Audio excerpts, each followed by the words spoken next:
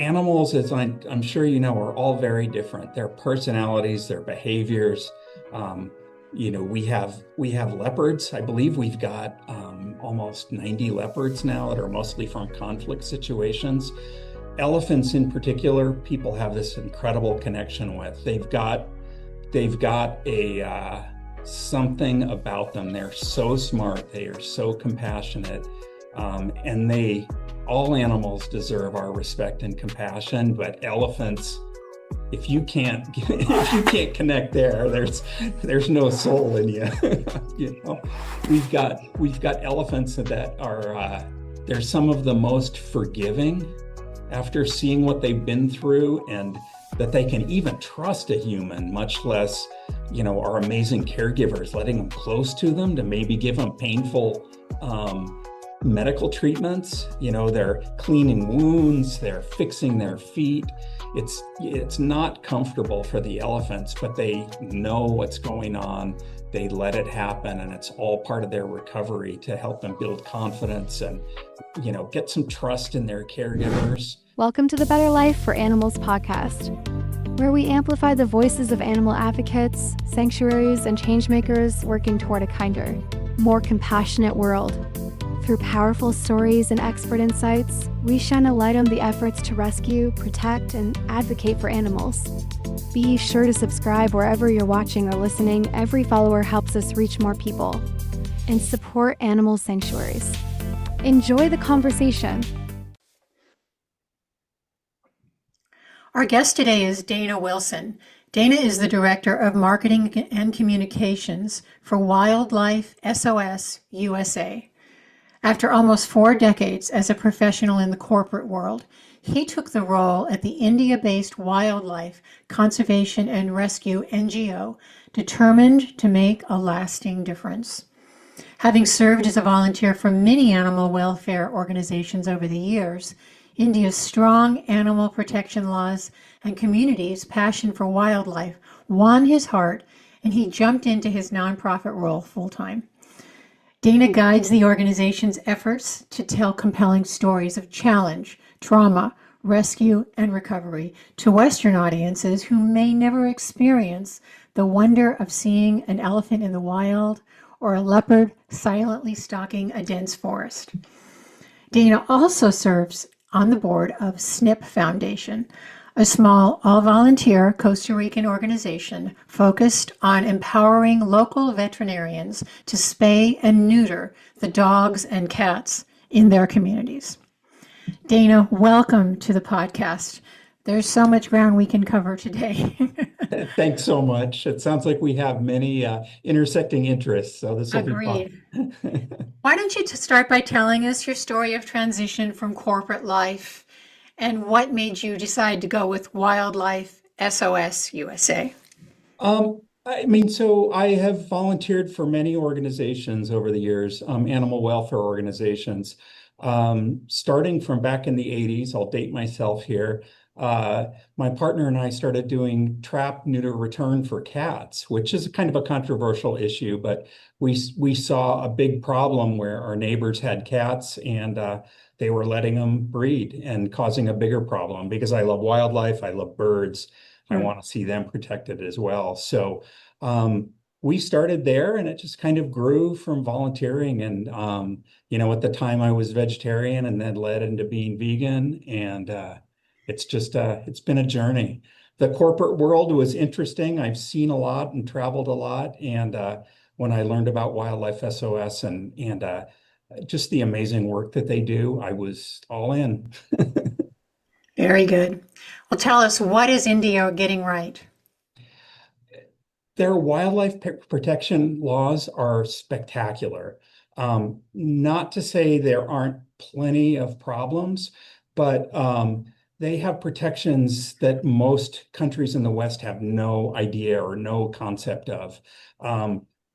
Much of the culture is vegetarian, so that's kind of baked into Hinduism and everything that happens there. But the wildlife protection laws themselves protect animals in the wild, virtually all animals, and especially the big ones like elephants and tigers and things like that. And it's just a fantastic piece put together. I've watched many of your beautiful feeds on your website, and there's so many I want to talk about. I like putting an end to the dancing bear practice, saving begging elephants, and even when snakes visit the city. So I don't want to get ahead of myself here, but I'd love to talk about each one of these initiatives. Sure. We can start with dancing bears because that's Okay. probably where what we're best known for. Thankfully, the problem is gone. Thanks to our founders, Kartik and Geeta. They saw a big problem in the 90s, and that was dancing. A dancing bear is a practice that goes back some 400 years, where the royal courts would entertain basically migrant communities, and they would capture bears in the wild, sloth bears that are endangered now, and pierce their muzzles and yank on the painful ropes to make them dance. Mm. Um, that practice has gone on, or had gone on, up until the late 2000s, when we rescued the last dancing bear and brought them to sanctuary. It was 628 bears that we brought to sanctuary throughout India. And the neatest part about that is Kartik and Geeta recognized that the communities had to be supported. You couldn't just take their animals, their livelihoods, the way they sustain themselves, and expect it to be a lasting solution. So they got seed funding for the men to start small businesses. They got kids in school. We put 15,000 children through school. We did training for the women, vocational training, education, and skills. And we're just about there where a full generation of these communities haven't seen a dancing bear. It's a pretty amazing story. I've been lucky enough to visit some of the villages that normally were, migrant and moving around with their dancing bears, and they're beautiful people, kind, warm, and no more bears. Dana, I love stories like this because what it tells me is that while some days it just feels like it's impossible, this movement, what I'm hearing is, no, no, things can change. One day from now we'll go, what? We used to eat animals? Yeah. It's totally doable with the right momentum behind it and the force that you guys have put in there. I think that's just amazing. And Congratulations. we talked about laws, but the laws and penalties have their place. But we do a ton of anti-poaching work too, but really engaging, empowering those communities and giving them other outlets and other livelihoods is the only way it's really sustainable. Well, let's move on to snakes. Sure. Nobody likes to hear about snakes. Snakes are animals too. Yeah, snakes are animals too. We have a absolutely wonderful director whose father was a world famous herpetologist, and he just loves snakes. His name's Baiju Raj, and he has talked about how nobody sticks up for snakes, and so he is the big advocate for snakes. And we have 5 24/7 rescue hotlines in major cities in India, and when the summer hits, the heat gets really bad and all the reptiles try to get out of the heat. And then the monsoons come and the reptiles try to get out of the rain. Well, they end up in people's houses, all over the place. And we get calls all week long about snake rescues. Some of them are venomous, some of them aren't, but crazy stories. We've rescued cobras from the middle of huge cricket matches. We've got poisonous crates off of subway tracks and out of train cars. And that's probably our number one search term on our website is for snakes.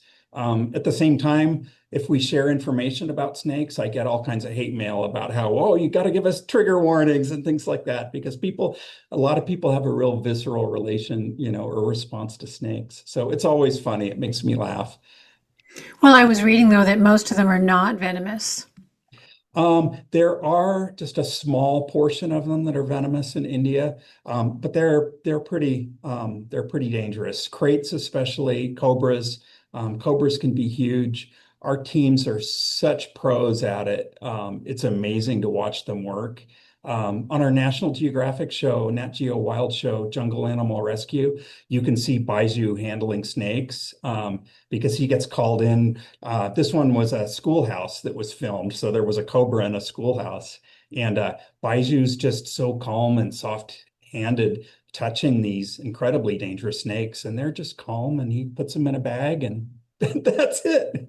Take them to the forest and release them, which is pretty neat. It's nice that there's a resource like that.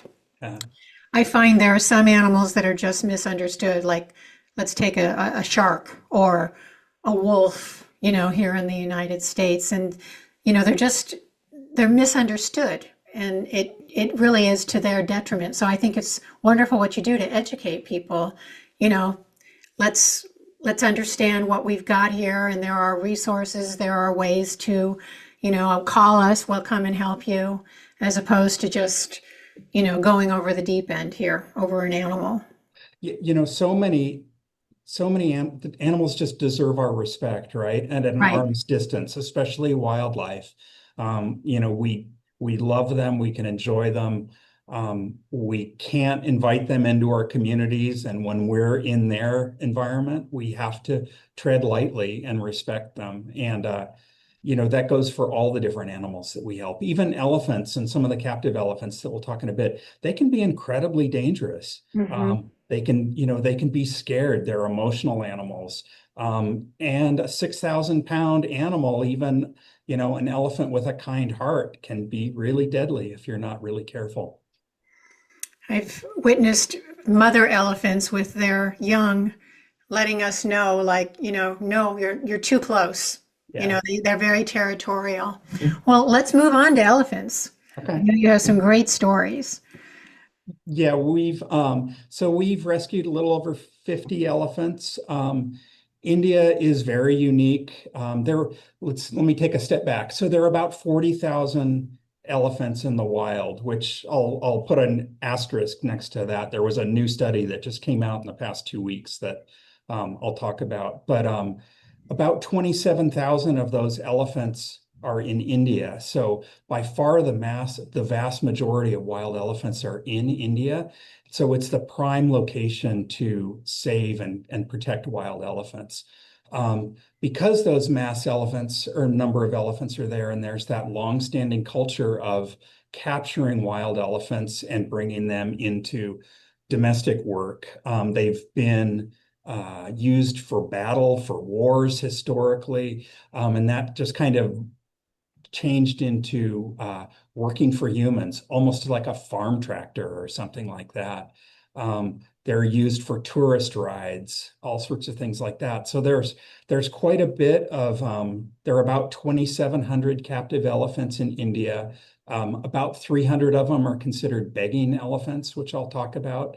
And the ones that really need help, we rescue them. We wish we could get all of them, but they're legally owned, so it would be like taking somebody's dog.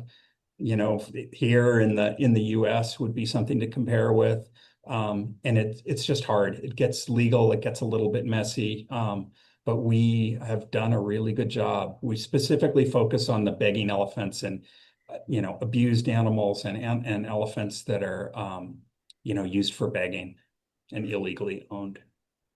What does that mean, begging elephants? Yeah, so we have a begging elephant campaign that we're doing right now. We want to get all these, there are about 300 of these elephants. We want to get them off the streets of India and into sanctuary by 2030. A begging elephant is generally a wild captured elephant as a baby. They go through these horrendous practices called fajan, where they're captive and put in crates and beaten, and they basically have any will taken out of them. It's hard to even describe, and how brutal it is, and to the point that they fear humans so much that they will do anything that is said or asked of them. So then the people who own them will then own them, because often they were illegally poached. They will just wander communities and do things like blessings for money. They will be used as farm equipment. They will haul heavy loads around. They will give tourist rides, basically any way to make money. They're very malnourished and neglected and no medical treatment. And when they're not being used to make money, they're usually tightly tied and bound because they don't have any proper facilities to care for them. Yeah, it's brutal. It is brutal. I think you were going to talk about a specific elephant. I'd love to hear about it. Yeah, sure. It's an elephant that's particularly close to my heart, and her name is Perry. We Perry. rescued her in 2001. She's about, I think, about 25 years old now. Um, even though I'm in Salt Lake City, Utah, in our office, even though I've got the beautiful elephants behind me here, um, I work really closely with all of our India team, and we have WhatsApp groups, and we're sharing information and undercover footage and videos and everything. Every morning I wake up to it and find out what we've got. Well, Perry started off that way, where we were getting an undercover investigator was telling us about this poor elephant that was in such awful shape. Um, and Perry was a begging elephant. She was used for construction, for hauling of heavy things. Um, but she had been tightly bound, so tightly that she'd had fractures in her legs, and she was just forced to work. Her foot pads were all torn off, and her feet were so painful that she was leaning back, trying to get any weight off of her feet, but still working. So what's a good way to put it? Her whole posture was deformed. Her weight was back, her head was down. She was doing everything she could to get the weight off of her feet. She'd probably been like that for 10 years, progressively getting worse. Um, we were able to get her, use an undercover operation to legally, and we'll only do it legally. We work really closely with the forest department because we couldn't do it without their help. And we got Perry. We were in a pretty hostile area, and so it was dangerous for our staff. So we transported her quickly about 50 miles away to where we could then get all the chains and everything else off of her and put her in our dedicated elephant ambulance, and then took her to our elephant hospital. And there's some great video that you can see her first steps off of our elephant hospital.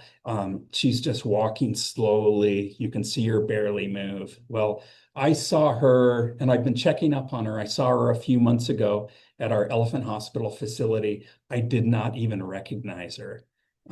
She looks healthy, confident. Her gait has changed.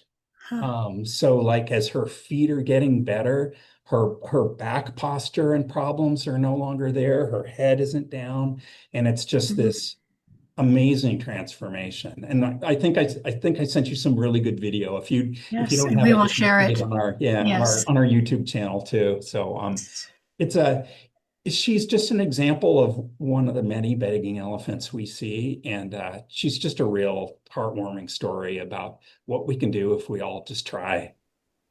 Yeah, I was looking at some of your reels. I mean, you've had quite a few successes with individuals and elephants just this year. I'm looking at different names in February and in Yeah. April, and you're really making an impact. We've got an interest, and this is where I'll kind of transition into our begging elephant campaign. So this campaign is to get these begging elephants off the street. And one of the things we've had to kind of had a reckoning with is our engagements can't be all adversarial with elephant owners. And there's a pretty big or a variety of elephant owners. Some of them are really wealthy. Their elephants are in tourist areas like Jaipur, where really the whole industry is subsidized by tourist dollars, people going to ride elephants. Um, on the flip side of that, a lot of these begging elephants are from very poor communities. So we are actually doing elephant medical outreach in some of these underserved communities. We were in Assam for several months, providing care to these elephants in need, and teaching the caregivers, or what they're called mahouts, who have only traditional training to care for elephants, teaching them real medicine, how to care for animals. In a lot of ways, it's hard because we would like to take those elephants with us immediately, but we're making their lives better and we're making good relationships with these people. So we're hearing about the elephants before they become critical.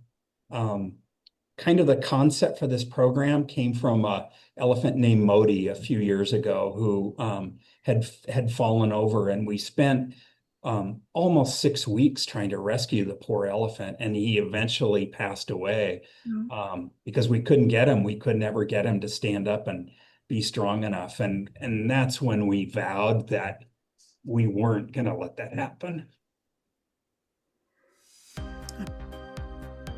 You're listening to Better Life for Animals podcast.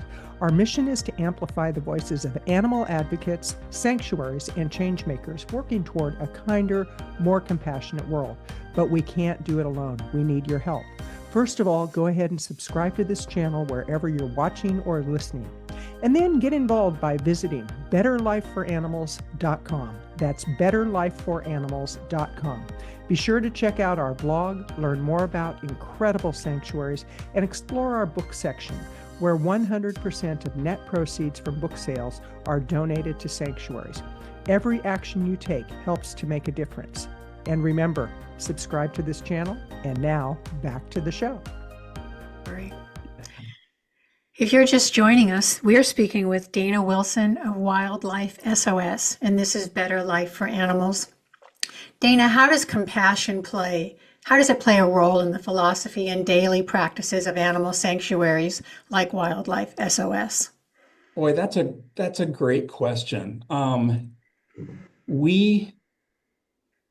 Animals, as I'm sure you know, are all very different. Their personalities, their behaviors. We have leopards. I believe we've got almost 90 leopards now that are mostly from conflict situations. Elephants in particular, people have this incredible connection with. They've got a something about them. They're so smart. They are so compassionate, and all animals deserve our respect and compassion. But elephants, if you can't connect there's no soul in you.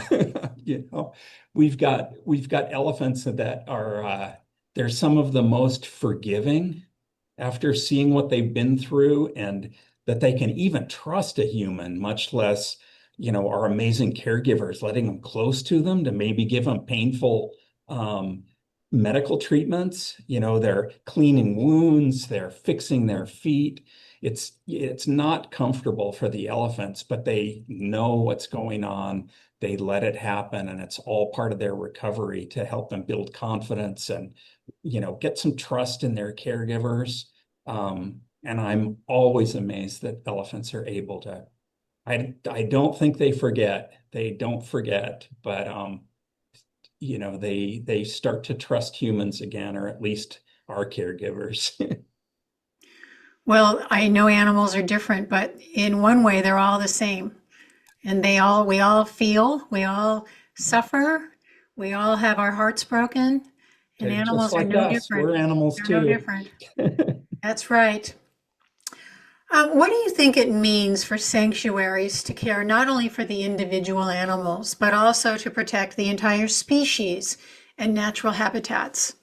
That's a good one, and it's one of the things that attracted me to Wildlife SOS most of all, because not only do we have research and conservation work, we're also doing rescue and release. So that's the critical part. In my heart, if we have an animal that we have to bring to sanctuary, we kind of failed in a way, right? They're wildlife. They should be back in the wild. Some of those animals, like the captive elephants, they just can't be released in the wild. The bears, our dancing bears, I didn't get into it, but they often have all their teeth smashed out. So like they can't be released back into the wild. Some of the leopards that we have, some of them were little cubs that never learned how to be in the wild. A few of them have been what are called conflict leopards. So they've been in communities, they've gotten a taste for things humans, basically, where they've attacked people. And so they can no longer be in the, out in the communities and or out in the wild. And that's one of the neat things about India, rather than just, killing 100 leopards for as far as you can see, like what might happen in the USA, they're brought into sanctuary. So these conflict leopards, often it comes from an injury. So like if an elderly leopard loses an eye or something like that, they'll move more into an urban area, and that's when all the problems happen. So instead of just killing them, we end up having the forest department usually gives them to us, and we have a beautiful, peaceful leopard sanctuary in Maharashtra in the Western Ghat Mountains, and I love it. It's one of my favorite places. I think it's interesting what you brought up about the US. So much of what happens here is kept behind closed doors, and we don't see it. And it's very cruel on a very large scale. So sometimes I think if we look at other countries and think, oh, that's so awful, but we're not really paying attention to what we do here and then some. And that's I'm glad you brought that up. I get pretty defensive of India's protection of wildlife because people see elephants and it's a very visual symbol of abuse and things that are going on. In the West, especially in the USA, we just do a really good job of hiding it. Tigers, petting zoos, things like that are just a really good example. Often, and your viewers probably know this, often if you see a roadside zoo that's got tigers to take selfies with or tiger cubs, as soon as they get bigger, they don't make money anymore. They will get slaughtered and parts will get sold for, traditional Asian medicine and things like that. And like, we facilitate that. So, if somebody damns the whole society for certain individuals or like a very visible symbol of an elephant being abused. The other side of that is there are a whole bunch of people working really hard to protect them. What do you think sanctuaries in the United States can take away from best practices in India to be more effective in educating and opening hearts and opening us up to the plight of animals? Boy, we get support from a lot of sanctuaries in the US, and they do a really good job. One of the things that they have going for them, most of all, and I won't name them, but I'm thinking of somebody specifically who's supported our work for a long time. We do a lot of exchange of ideas. We have many more elephants than any, USA sanctuaries that have elephants. So because of that, we see a lot, and we have a lot of medical exchange. We bring people training. We learn a lot because they've taken care of captive elephants quite a bit. So, like for example, some of the zoos will support our conservation works, and I know zoos are controversial, and I struggle with them a little bit too. Many of them have conservation nonprofits that support our wild elephant research, and then they also help us caring and techniques and cutting edge techniques for caring for our elephants that are, they're in sanctuary, but they truly are still captive elephants. They've just got more freedom and they get out and they go for great long walks and they get the care and nutrition and everything they need. We wish we could release them back in the wild, but it's just not practical. No. Does that answer your question? Absolutely. This is why we're doing this podcast, because we want sanctuaries to get together, to learn best practices, to become stronger in the numbers, and not feel like they're all alone, getting up every morning before dawn, feeding, not being able to afford their bells, everything that happens running a sanctuary, as you know. So that's absolutely what I was hitting on. Thank you. Elephants are just, again, they're a whole separate thing, incredibly expensive to care for. They take a lot of facility, a lot of resources, and then they live for 70, 80, 90 years. So you think of something like having an African parrot or something, and we disrupt the exotic pet trade too, not in Africa, but in Indian birds. And like they can live 70, 80, 90 years, and often they get handed down through family members. And I mean, if you think having a 6 or 8 thousand pound elephant that you have to keep antibiotics, you've got to do, keep the nutrition and everything else. It's significant. It's significant. And yet they deserve our care. Yeah. Yeah. You know what? We owe it to them because we're Yes. the ones that took them from the wild. Yes. I was at a sanctuary once where I learned about birds who were in a quiet space. We were told not to talk. Some of them had sweaters on because they were mutilating themselves. So it's just tragic. And as you said, they live a long time. We regularly do sweeps of some of the markets looking for exotic pets that are getting sold. Mm. On a few occasions, we've confiscated as many as 2,000 lorikeets and Indian birds that were destined for the exotic pet trade. And we'll treat them and care for them. And then we've got videos of releasing 1,000 birds at once, all in the forest. We had another instance where we rescued about 150 star tortoises, which are endangered, that were actually in an airport in Singapore. So they had gotten that far where somebody had smuggled them in their luggage, Mm. and they got confiscated. And we, as soon as they cross state borders or country borders like that, it gets, exponentially more complex. We got them back in India, and we have a field station where we let loose all these endangered star tortoises, and they're populating and living in all the area in the wild. And it's just a great success story. It is a great success story. So, in the time that you've been doing this, I know you've got a lot of great stories about animals. Do you have any stories about humans, maybe, who saw it one way before and see it differently now through education and, different opportunity? One of the neatest things is I mentioned alternative livelihoods for people. Like Hmm. we can't disrupt. Poaching usually comes from poverty. Of course, there's some exceptions. Um, we can't just cut somebody's livelihood off and expect it to change. So some of our best employees have come from areas that were poaching or illegally held animals or were elephant caregivers in circuses, things like that, and snake charmers. Mm. So, we've got fantastic, we call them reformed snake charmers because they really are. And usually with an elephant rescue, often the owner is separate from the person who's managing and controlling the elephant, that mahout.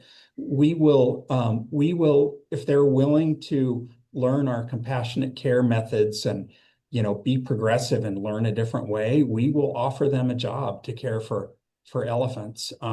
And so most of our caregivers came from those situations, and they just learned a different way to do it, a different way to see the animals. They usually learned from their grandfather, from their fathers, and it's been like a family tradition to have an elephant. But that whole time they were just taught, you beat the elephant, you do this sort of thing. I grabbed a couple things off of our shelf it's a little destructive, a little Yeah. harsh, but this is called an ankush. Often captive elephants are used. They'll have a hole in their ear and they'll pull on it like this. Mm. Many of our elephants have chronic wounds they'll get a painful place and they'll just keep getting stabbed in that place because it's painful and it makes them go. Something that's a little startling. We've got about 50% of our elephants are blind or at least partially blind. Really? Um, which I'm finding is really a unique problem to India. In many cases, they've been intentionally blinded to Oh make them dear. more docile. And here's another little prop, but just because I have it. It's a spiked chain from one of the elephant's legs. So often when we rescue an elephant, they've got chronic abscesses around their feet. Their care is just intensive, and it takes years. And that's not even the emotional suffering that they're recovering from, too. Right. Yeah, I think I saw on your website all the different signs. There's like 9 of them on their bodies, Yeah. knowing, that uh, they haven't been taken care of and they're not healthy. we've got a graphic that's actually Perry, and you can see how she's leaning. And I pointed out all the different little things, a spear on her and her feet, and you can see chronic wounds. And so when you see those new videos of her, she's playing, she's in the water, she's out walking, I didn't even recognize her. It's an interesting switch for mentally, when all of a sudden there's a confidence there that was just, they were frightened and docile. And, when we first rescue them, they're silent. They don't say a thing. They're just in their previous life. Any sort of changes came with new beatings and abuse. And so like, they're just kind of waiting for something bad to happen. And so when you see them come out of that, it's just amazing. I want to believe that most people, given an option, would choose something else, that they wouldn't want to participate in that. So I love how you're hiring the same people, because this is what they know. And they're our most passionate supporters, and they have the ability to talk to, kind of their peers and tell them, hey, you're doing it wrong. And that's part of our mobile outreach in our clinic now is we're out connecting with these people where normally we had more of an adversarial relationship. We're trying to be more understanding how difficult it is. I mean, think about your neighbor has an abused dog, right? You just want to go over and smack them upside the head, right? But if you can break through to them and say, hey, you really need to bring your dog in the winter, you really need to feed them, you really, if you can make that headway, that's a lot more productive. Well, as humans, we have a choice. The animals don't. So if we can help, we want to help all animals, and that includes people. And if you can help that person, then they'll make a different choice. So there's hope for all of us. Is there anything that I haven't covered that you would like to share? You have so many wonderful initiatives. I'm just so impressed with your work. I could chat about this in specifics for hours. It's fun. We work really, really hard. I was going to say it doesn't feel like it. No, it feels like it. But, it's when you can see the results, it brings you strength. I hope everybody kind of gets that strength from those stories of recovery that we get from these animals. The elephants, the bears.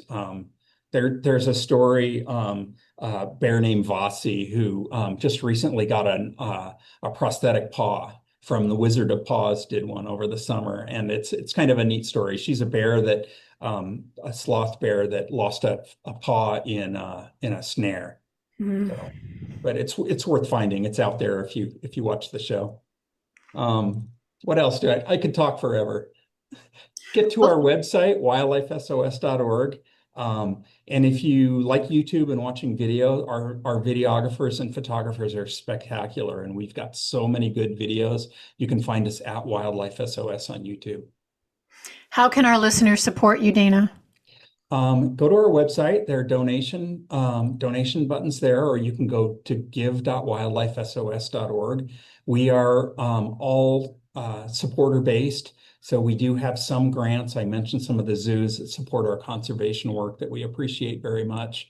But really, we're all donor supported. Some are small grants from individuals and a whole bunch of individual donations as well as monthly supporters.